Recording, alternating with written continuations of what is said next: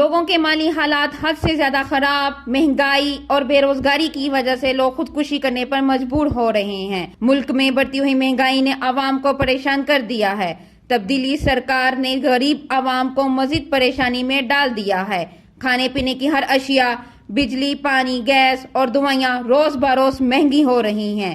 پاکستان کی عوام کو مہنگائی اور کورونا وائرس کی وجہ سے کاروبار بند ہونے سے شدید مشکلات کا سامنا کرنا پڑ رہا ہے۔ ہمارے ملک کے چور، کرپٹ، بدماش سیاستدانوں اور حکمرانوں نے ملک کو تباہ و برباد کر دیا ہے۔ آج غریب آدمی ایک وقت کی روٹی کے لیے ترس رہا ہے۔ غریب عوام مہنگائی کی وجہ سے ڈپریشن، ہائی بلڈ پریشر اور دل کے امراض میں مبتلا ہو رہے ہیں۔ حکومت کو چاہیے کہ عوام کے ان مسائل کی طرف توجہ دے اور انہیں حل کرنے کی کوشش کرے۔ وہ ایک دیہڑی لگاتے ہیں، 3 دن لگے پھرتے ہیں ایسے ہی، وہ کھا لیتے ہیں پھر ٹور جاتے ہیں۔ ہمارے بچے روتے رہتے ہیں، ہم سے تو یہ برداشت نہیں نہ ہوتا۔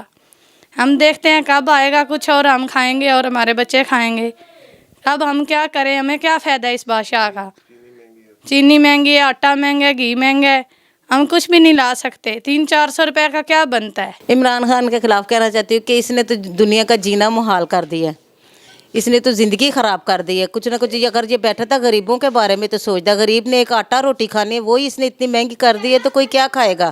غریب تو فٹ پاس پہ آ جائے گا۔ اگر یہ 2 سال اور بیٹھا نا تو یہ غریب فٹ پاس پہ لے گا، سارے مار دے گا۔ اس نے کہا تھا نیا پاکستان بنائیں گے، اتنا گندا اس نے پاکستان بنانا تھا۔ پہلے بھی ہم نے 5-6 مہینے بہت مشکل سے نکالے، ہمارا تو کاروبار کا بیڑا ہو جائے گا۔